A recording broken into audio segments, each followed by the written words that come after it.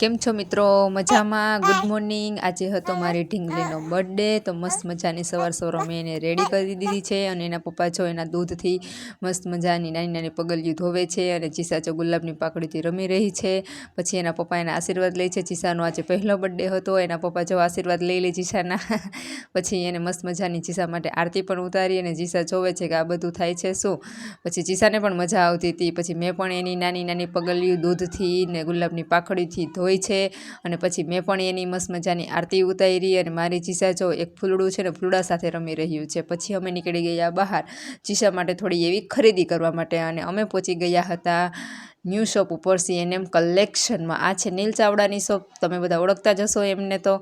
અને પાછળ જે ઊભા છે એ એમના બહેન છે.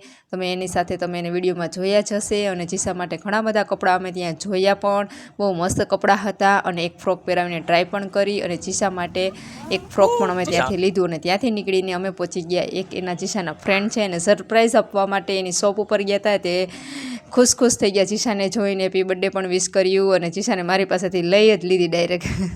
મજા આવી ગઈ એને પણ. ત્યાંથી નીકળીને અમે નીકળી ગયા કેક લેવા માટે. આ બધા શું બેંક લૂંટવા ઊભા છે કે શું? અને અમે પહોંચી ગયા બેકરીએ. અને ત્યાં મસ્ત મજાની કેક જોઈ, બહુ બધી કેક હતી અને બહુ મસ્ત કેક હતી. એમાંથી અમે એક કેક ચીસા માટે સિલેક્શન કર્યું. અને ત્યાંથી અમે એક મસ્ત મજાની બર્થડે કેક લીધી અને ઘરે આવી ગયા. સાંજ પડી ગઈ અને ચીસાનું બર્થડે સેલિબ્રેશન સ્ટાર્ટ થઈ ગયું. અને મસ્ત મજાનું ડેકોરેશન કરી દીધું ચીસા માટે. અને જો ડાય દીકરી થઈને ચીસા બેઠી છે, હું એને કેક ખવડાવું છું, પપ્પા પણ કેક ખવડાવે. ચીસાને મજા પડી ગઈ હતી કેક ખાવાની, વારે મોટું ખોલ કરતી હતી. એને મજા જ આવતી હતી. આ ચીસાના ફ્રેન્ડ પણ આવે ત્યાં ચીસાના બર્થડેમાં. અને મસ્ત મજાની બર્થડે કેક, બર્થડે ગર્લ એવી નિરાતે ખુરશી ઉપર બેઠી છે ને. એમના ફ્રેન્ડ આવ્યા છે જે છુપાઈ રહ્યો હતો, ગોપી દીદી છે. અને એવી ડાય દીકરી થઈને ખુરશી ઉપર બેઠી હતી. ને નિરાતે જ્યાં સુધી બર્થડે સેલિબ્રેટ કર્યો ને ત્યાં સુધી ત્યાં બેઠી હતી. મેં એના માટે મસ્ત મજાનો તાજ પણ લીધો હતો, જે મને ખૂબ જ ગમતો હતો. અને મારી ઢીંગલી આજે પરી જેવી લાગતી હતી.